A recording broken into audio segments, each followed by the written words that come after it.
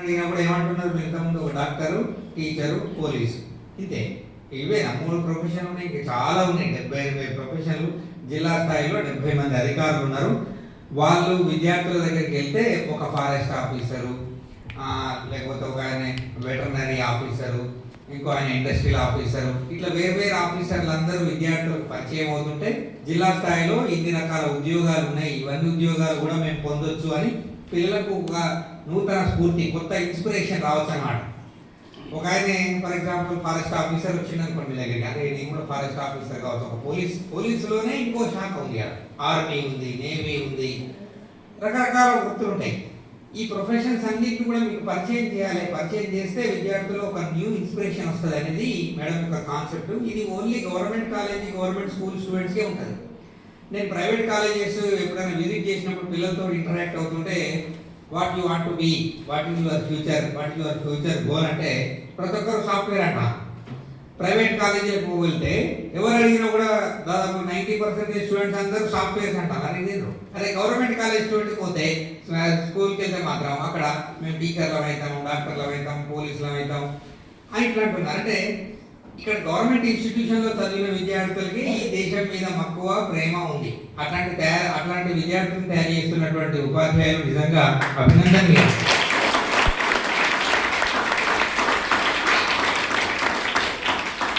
Private కార్పొరేట్లో చదివే పిల్లలంతా కూడా ఏమవుతానంటే ఏదో కంప్యూటర్ కోర్సులు, ఐటీ కోర్సులు చదువుకుంటారు కదా, మొత్తానికి విమానం ఎక్కుతాను పోతారు కదా, మళ్ళీ తిరిగి వచ్చేది లేదు. ఇక మనోళ్ళే కావాలని ఐఐటీలు కోచింగ్లు ఇచ్చి మరీ చదివించి పంపిస్తాను.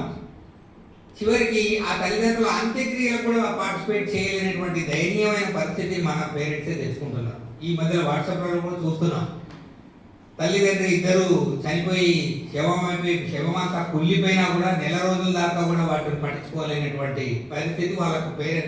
వాళ్ళకు అమెరికాకు ఫోన్ చేసి మీ పేరెంట్స్ చనిపోయింది అని చెప్తే కూడా, ఇన్ఫర్మేషన్ ఇస్తే కూడా వాళ్ళకు టైం లేదు, తల్లిదండ్రులను చూడడానికి కూడా టైం లేక రానేది దుస్థితిని మన సమాజమే కొని తెచ్చుకున్నది. ఎందుకంటే ఐఐటి అనేటువంటి ఒక పిచ్చి మోజులో పడి సాఫ్ట్వేర్లను తయారు చేసి విదేశాలకు పంపించి మన దేశానికి అక్కరకు రాని సిటిజన్స్ మనం తయారు చేస్తాం. అది ఓన్లీ ప్రైవేట్ విద్యా సంస్థలు, కార్పొరేట్ చేస్తున్నాయి. అదే ప్రభుత్వ విద్యా సంస్థల్లో చదివేటువంటి విద్యార్థులు కానీ, ఇక్కడ అధ్యాపకులు కానీ, they won't treat the students. మనకు కావాలి అంటే మన విద్యార్థులు సమాజానికి ఉపయోగపడేటువంటి ఉన్నతమైన విద్యార్థులను తయారు చేయాలనేటువంటి లక్ష్యంతో ఒక గవర్నమెంట్ ఇన్స్టిట్యూషన్లో ఒక ఆదర్శంగా నేర్పుతుంటాం. అరే బాబు ఈ చదువుతూ బాగుంటారు, అరే రమేష్ నువ్వు రాయడంలో బాగా ఎక్స్పర్ట్ ఉన్నారా, నువ్వు ఒక మంచి రైటర్ అవుతావురా అని చెప్తాడు. అరే నువ్వు న్యూస్ అంటే రోజు వార్తలు చదువుతుంటారు కదా, ఇక్కడ ప్రేయర్లో న్యూస్ చదివిస్తుంటాం కదా సార్, అరే నువ్వు మంచిగా న్యూస్ చదువుతున్నారా, నువ్వు న్యూస్ యాంకర్ కావచ్చురా, రిపోర్టర్ అవుతారా అని చెప్తావు. నువ్వు వార్త రాసే స్టైల్లో నీకు బాగుందిరా, అరే నువ్వు నువ్వు ఒక న్యూస్ రిపోర్టర్ అయితే బాగుంటుందిరా అని చెప్తావు. అరే నువ్వు అందరినీ బాగా జమ చేస్తానవరా, నువ్వు పొలిటికల్ లీడర్ అవుతావురా, నువ్వు పొలిటికల్ లీడర్ కూడా కావాలిగా. ఇక్కడ ఒక సర్పంచ్ కావాలి, ఇక్కడ ఎంపీటీసీ కావాలి, ఒక జెడ్పీటీసీ మెంబర్ కావాలి, ఇవి కూడా కావాలి కదా. సమాజాన్ని ఏలేటువంటి వాళ్ళంతా ఇంతే కదా. మనం పాఠాలతో పాటు రాజ్యాంగ పఠనం కూడా చేయిస్తాం కదా. రాజ్యాంగ పఠనం అనేది కంపల్సరీ, మన దేశాన్ని ఏలేటువంటి రాజ్యాంగ పఠనం అనేది చాలా ముఖ్యమైనది. ఇది ఒక ఆదర్శ ఉపాధ్యాయుడు మాత్రమే విద్యార్థులను ఉన్నతంగా తయారు చేయడానికి తీర్చిదిద్దేటువంటి ప్రయత్నం చేస్తుంటారు. ఇది ప్రభుత్వ రంగ సంస్థలు, ప్రభుత్వ విద్యా సంస్థల్లో మాత్రమే ఇది సాధ్యమైంది. ఇంతమంది మీకు స్ఫూర్తిగా ఒకసారి స్లీపింగ్ టెక్నిక్స్ గురించి చెప్పారు. నేను సార్ దగ్గర ఈరోజు స్లీపింగ్ టెక్నిక్స్ గురించి నేర్చుకున్నాను సార్. స్లీపింగ్ టెక్నిక్స్ చాలా మందికి అసలు నిద్రపోవడం కూడా రావట్లేదు. నిజమే సార్ చెప్పింది, 12 అయినా 1 గంట అయినా పడుకుంటలేరు, మళ్ళీ పొద్దున 10 అయినా కూడా లేస్తలేరు.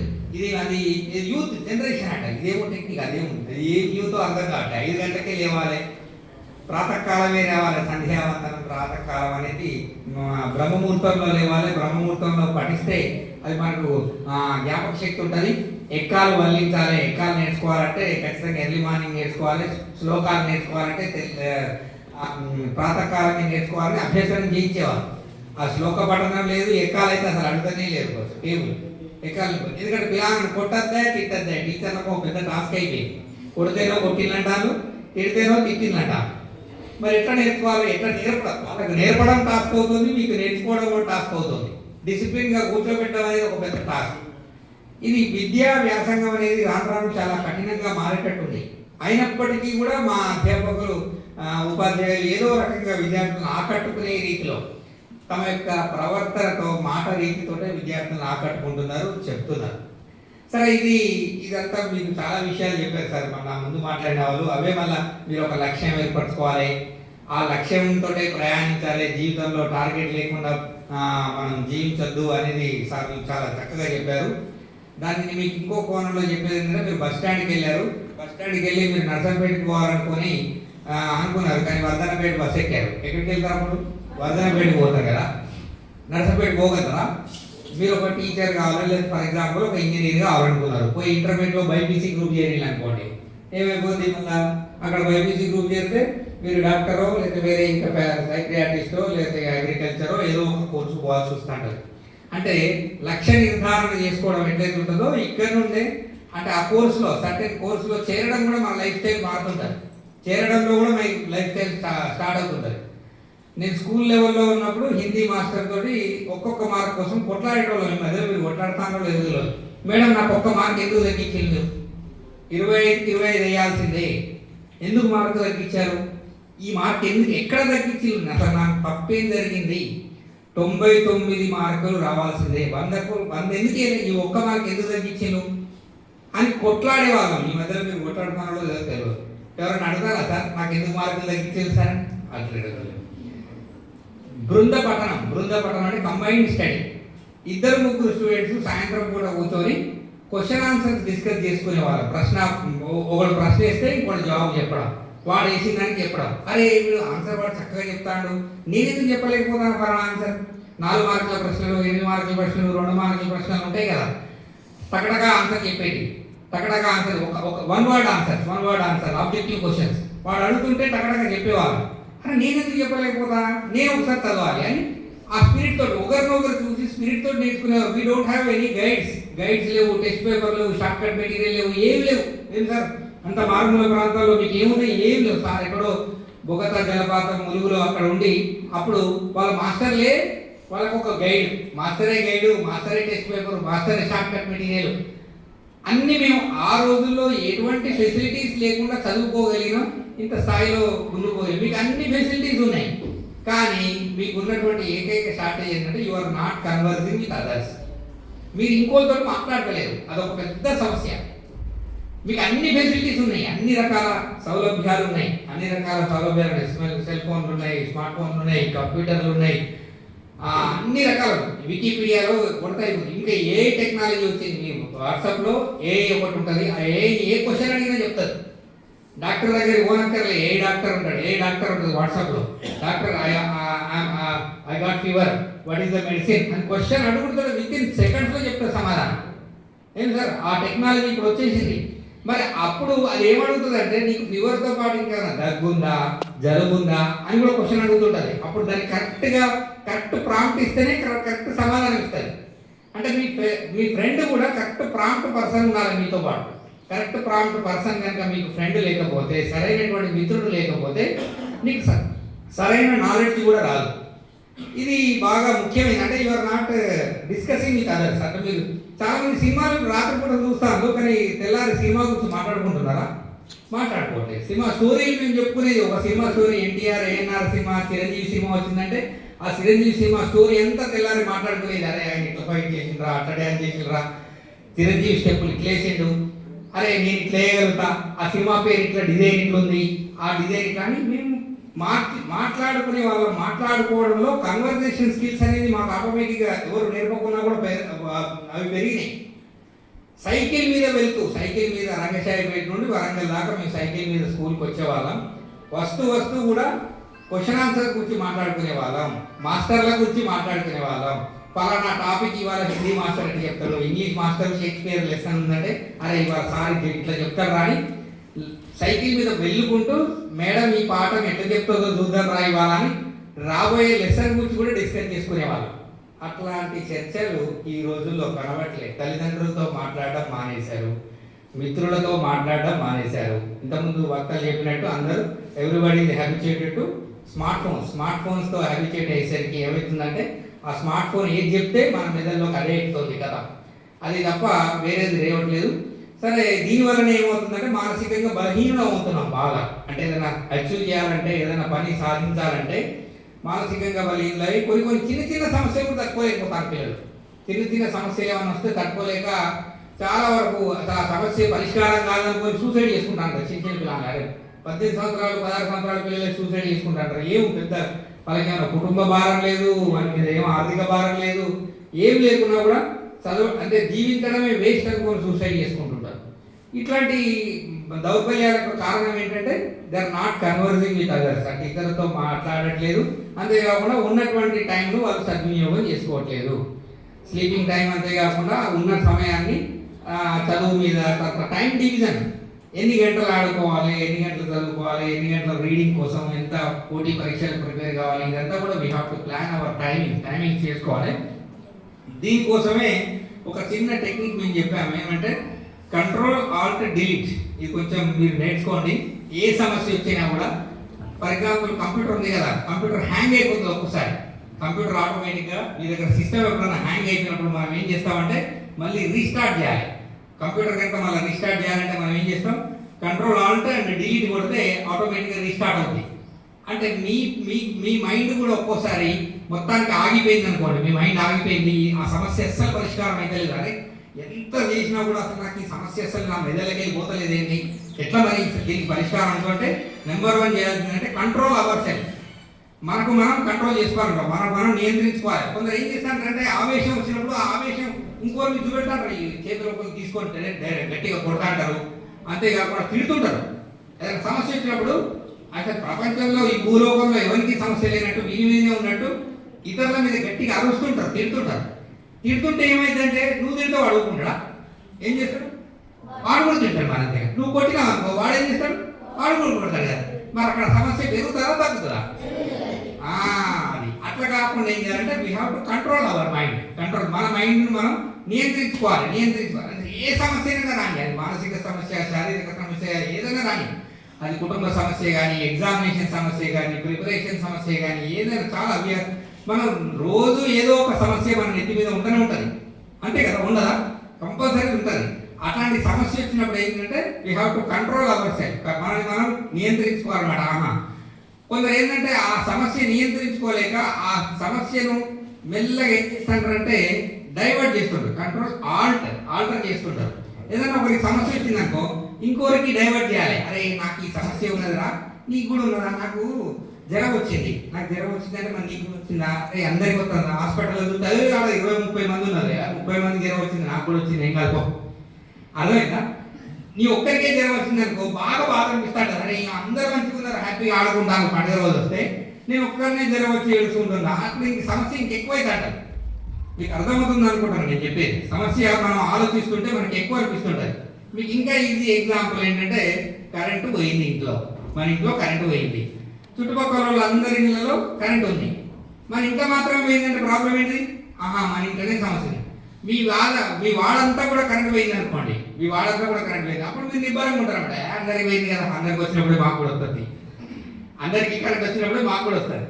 అందరికీ కరెంట్ పోయింది, అందరికీ కరెంట్ ఇళ్ళలో ఉంది, మన ఇంట్లో మాత్రమే కరెంట్ పోయింది. అప్పుడు ఏమైంది? మనకు టెన్షన్ మొదలైంది. అబ్బో ఈ కరెంట్ ప్రాబ్లం మన ఇంట్లోనే ఉందో, ఫ్యూజ్ పోయిందో, మరి ఎలక్ట్రీషియన్ పిలవాలనో లేకపోతే డిపార్ట్మెంట్ వాళ్ళకి ఫోన్ చేయాలనో, అప్పుడు టెన్షన్ స్టార్ట్ అవుతుంది కదా.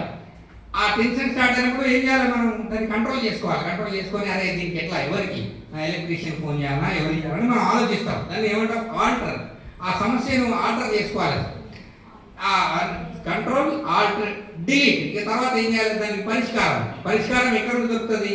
ఎవరికైనా ఫోన్ చేయడం, ఎలక్ట్రీషియన్కో లేదా ఎవరికో ఫోన్ చేస్తే వాళ్ళు వచ్చినప్పుడు ఆ సమస్యకు పరిష్కారం దొరుకుతుంది. కానీ ఏడ్చుకుంటూ ఉండదు కూడా, అరే నా ఇంట్లో కరెంట్ పోయింది అని అట్లే ఏడ్చుకుంటుంటావా, బాధపడుకుంటూ ఉండకూడదు. సమస్య వచ్చింది కదా అని సమస్య కోసం ఏడ్చుకుంటూ బాధపడుకుంటూ ఉండదు, ధైర్యంగా ఎదుర్కోవాలి. ఎటువంటి సమస్య వచ్చినా, ఫర్ ఎగ్జాంపుల్ 2 సబ్జెక్టులో ఫెయిల్ అయినావు, పోనీ ఇప్పుడు పోతే సప్లిమెంటరీ కాబట్టి ఇంకోసారి రాసుకోవచ్చు. ఏమైంది?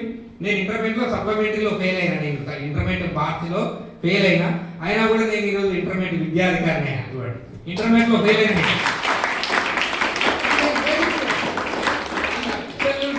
Student in intermediate. నేను ఇంటర్మీడియట్లో ఫెయిల్ అయితే ఏమైంది?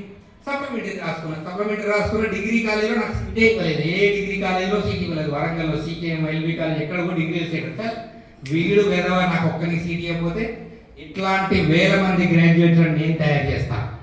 నాకు సీట్ ఇవ్వకపోతే డిస్టెన్స్ ఎడ్యుకేషన్లో చేరినండి. డిస్టెన్స్ ఎడ్యుకేషన్లో కాకతీయ యూనివర్సిటీ డిస్టెన్స్ ఎడ్యుకేషన్లో 1 సిట్టింగ్ డిగ్రీ ఒక్కసారి డిగ్రీ పాస్ అయిపోయాను కదా. 3 సంవత్సరాల పరీక్షలన్నీ 16 రోజులు కంటిన్యూగా డిగ్రీ ఎగ్జామ్స్ రాసిన, బిఏ రాసేసిన. తర్వాత పోస్ట్ గ్రాడ్యుయేషన్ ఎంఏ హిందీ ఉస్మానియాలో డిస్టెన్స్ ఎడ్యుకేషన్, ఎంఏ హిందీ చేసిన, ఎంఏ ఇంగ్లీష్ చేసిన, పబ్లిక్ అడ్మినిస్ట్రేషన్, ఇవన్నీ డిస్టెన్స్ ఎడ్యుకేషన్. అన్ని లైబ్రరీలో కూర్చొని చదువుకున్నా.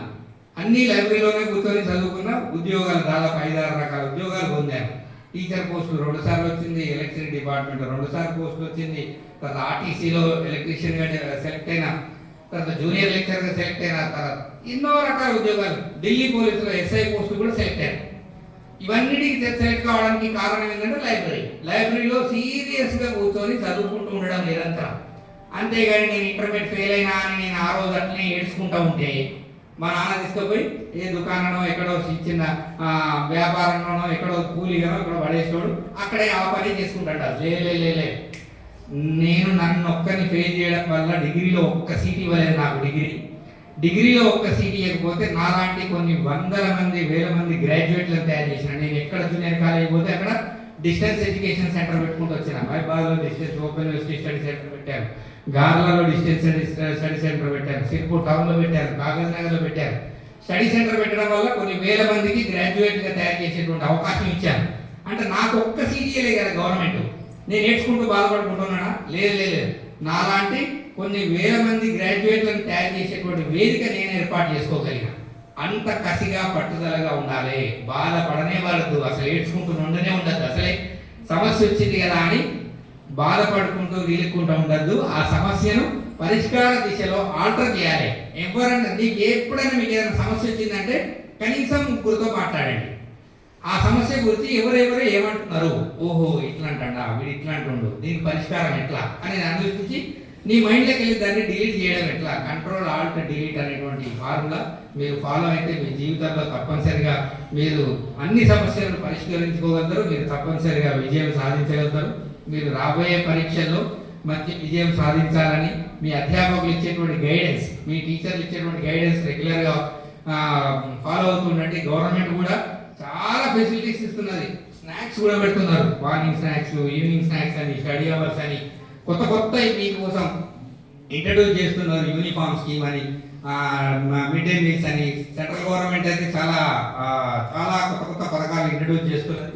నేషనల్ ఎడ్యుకేషన్ పాలసీ కనుక వస్తే 10th క్లాస్ అప్గ్రేడ్ అయితే మీది కూడా ఒక జూనియర్ కాలేజ్ కావచ్చు. పక్క జూనియర్ కాలేజ్ ఉన్నప్పటికీ దాని 9th 10th స్టార్ట్ చేస్తే మీ దగ్గర కూడా ఇంటర్మీడియట్ అంటే మీకు మంచి స్పేషియస్గా బిల్డింగ్ ఉంది. కాబట్టి రాబోయే రోజుల్లో మీకు ఒక మంచి ఫ్యూచర్ ఉండాలని ఈ యొక్క స్ఫూర్తి ప్రోగ్రాం ద్వారా నేర్చుకునేయండి. మీరు కొన్ని పాయింట్స్ నోట్ చేసుకొని నేను ఈ విషయాలు మాట్లాడినాను. మీరు మీ ఇంటికి వెళ్ళాక పేరెంట్స్తో మాట్లాడండి. అయ్యో అమ్మా నేను ఈరోజు ఈ విషయాలు నేర్చుకున్నా అని తెలుసుకుంటే, అబ్బో నా కొడుకు బాగానే తెలియగలవాడు అవుతాడు, బాగానే విషయాలు తెలుసుకున్నాడు, నా బిడ్డ బాగానే తెలుసుకుందని వాళ్ళు కూడా మురిసిపోయే విధంగా ఈ స్ఫూర్తి ప్రోగ్రాం మీ మధ్యలో నిలిచిపోవాలని కోరుకుంటూ ముగిస్తున్నాను. Thank you.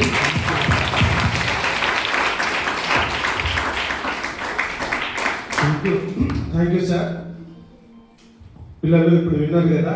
ఇప్పుడు కూర్చున్నటువంటి పెద్దలు డిఎంహెచ్ఓ గారు అయితే మన ఎడ్యుకేషన్ ఆఫీసర్ అయితే వాళ్ళ యొక్క జీవితాలే పెద్ద స్ఫూర్తి మీకు, అవునా కాదు?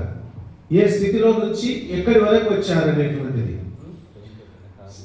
సారు చదువుకున్నటువంటి రోజులలో ఇప్పుడైతే రోడ్లు ఉన్నాయి వాళ్ళ ఊరికి, కానీ అసలు రోడ్లు కాదు, అడవిలే, అది పెద్ద అడవి. మరి అక్కడి నుంచి వచ్చినటువంటి సార్ ఇవాళ ఒక జిల్లా అధికారిగా, అదేవిధంగా శ్రీధర్ సార్ కూడా మీరు చూశారు కదా, ఫెయిల్యూర్ను ఎంత సక్సెస్ఫుల్గా మరి జీవితంలో మార్చుకున్నారనేటువంటి ఇవన్నీ కూడా మీరు చూస్తూనే ఉన్నారు.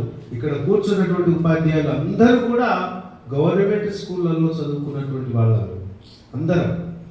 ఇంకా నా చరిత్ర నేను చాలాసార్లు చెప్పాను. తండా నుంచి 2వ తరగతి నుంచే మా అమ్మ ఇక్కడ చదువు రాదని 2వ తరగతి నుంచి 6 కిలోమీటర్లు నడిచి వెళ్ళేది. 6 కిలోమీటర్లు నడిచి వెళ్ళిన తర్వాత నాతో పాటు నడిచి వచ్చిన వాళ్ళు మధ్యలోనే అందరూ వెళ్ళిపోయారు. కానీ పట్టుదలతో నేను ఆడుకోవడము, తర్వాత మా గురువు గారు